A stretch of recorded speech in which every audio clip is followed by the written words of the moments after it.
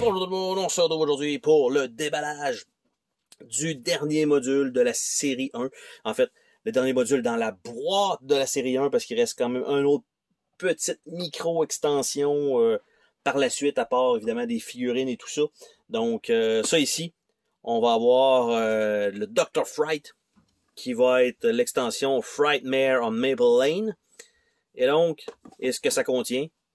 Bien sûr, c'est un peu tout ça, donc le lieu et le personnage, plus une série de cartes terreur, plus les deux Final Girl et tout ça, comme d'habitude, c'est toujours un classique. À peu près, souvent ce qui arrive de différent, ça va être fort probablement les jetons de carton qui vont être un peu différents. Donc, Maple Lane, on va regarder le lieu lui-même, on voit clairement que ça c'est tiré de Freddy Krueger, Nightmare on Elm Street et non pas Maple Lane.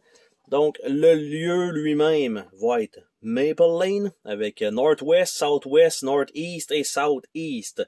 Donc, on va avoir un lieu supplémentaire. D'habitude, c'est 3. Là, on y va vraiment avec 4. Il n'y a pas de partie setup. Donc, pour la carte, pour celui-là. On a la petite feuille ici, donc Maple Lane avec Special Setup. Donc, quand même pas mal de stock.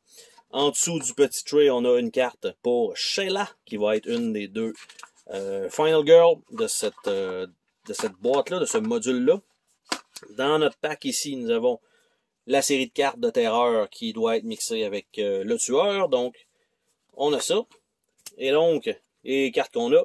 They just got hit by a car. It's too quiet. Road closed for construction. It came right through the yard.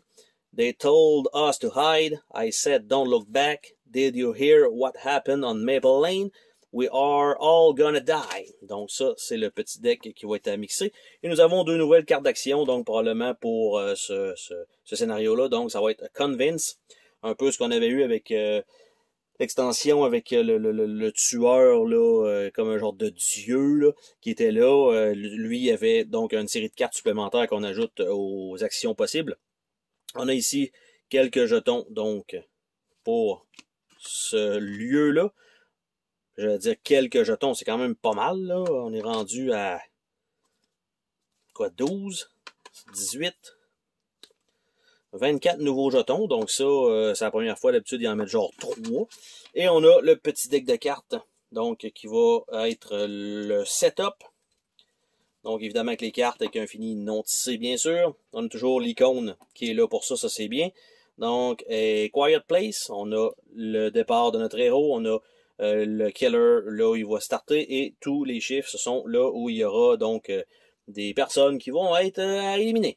Donc, Block Party, Revenge, Playtime, Maple Lane, et donc, ça c'est pour les lieux. On a une série d'objets, probablement un certain nombre qu'on va avoir qui sont les mêmes qu'on a d'habitude dans chacun des decks, les éléments récurrents. Donc, on a un Bicycle, Megaphone, on a Hod and Hands, un crucifix 2 fois, 3 fois, Pitchfork, Machete, Rifle, Lucky Dice, Energy Drink, Trash Lid, Knife, probablement, Bible, Firework et Archery Bow. Donc, ça ici.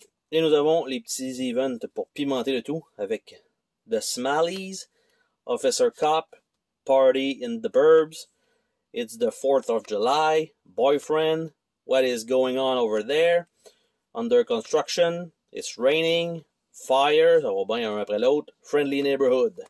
Donc ça, ce sont les cartes qui vont être fournies avec le lieu de Maple Lane. Alors il va nous rester évidemment le tueur à regarder ensemble. Donc ça c'est toujours bien parce que ça c'est tout modulable. Vous pouvez prendre donc ce lieu-là avec un autre tueur tout simplement et vous ajoutez les cartes dans les bons decks respectifs. Donc Dr. Fright ici, qui ressemble beaucoup à Freddy avec sa jauge de vie ici, la jauge de Bloodlust. On a là lui, un petit peu plus complexe. Au lieu d'avoir juste une feuille recto verso, ben on a un petit 4 pages, donc un petit peu plus touché. On a une petite enveloppe en dessous pour l'autre Final Girl qui sera Nancy pour celui-là. Donc ça ici.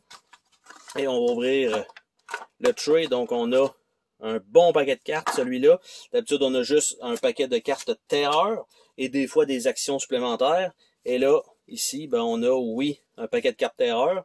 Donc, ça ici, ce sont pour les actions qui vont se passer un peu par le boss. Donc, Frankie's coming for you. Better lock the door.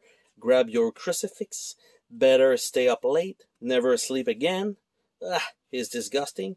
Slasher, I'm so sleepy. But if this is a dream, then I can. A blur reality. A mark for death. Oh my God, he's slicing off his own finger. Un peu dégueulasse, mais c'est un peu comme dans le film. But you can't be here. You're dead. Didn't you know they were already dead? Endless sleep. A hellish pursuit. Donc ça, c'est la série de cartes comme ça. La première Final Girl, c'est Sheila, avec les bonus de quand elle sauve des gens. Nous avons Nancy, avec le bonus de quand elle sauve des gens. Nous avons les 3 cartes, donc les finales pour Dr. Fright, qui sont Everyone Must Die, Face Your Fright, puis Time to Die. Donc, on a ça. Et les cartes de pouvoir qui sont là, qui s'en viennent ici sur le plateau. Ben, une, en fait, The Frightmare is Inevitable, Pitchfork Assault, Never Really Dead, Shock Factor. Ouais, c'est assez violent. Et nous avons des lieux, donc ça c'est nouveau, Boiler Room et Awake. Donc, you may not attack or be attacked by Dr. Fright quand tu es réveillé, mais quand tu es asleep, tu t'envoies dans le Boiler Room au lieu d'être probablement dans la ville ou quelque chose comme ça, dans les lieux, et tout simplement, ben, il y a 4.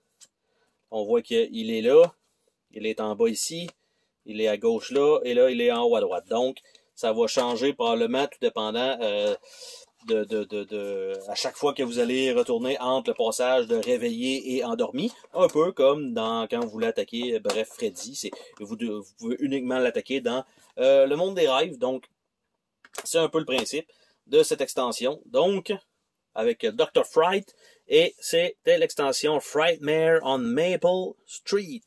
Bye bye!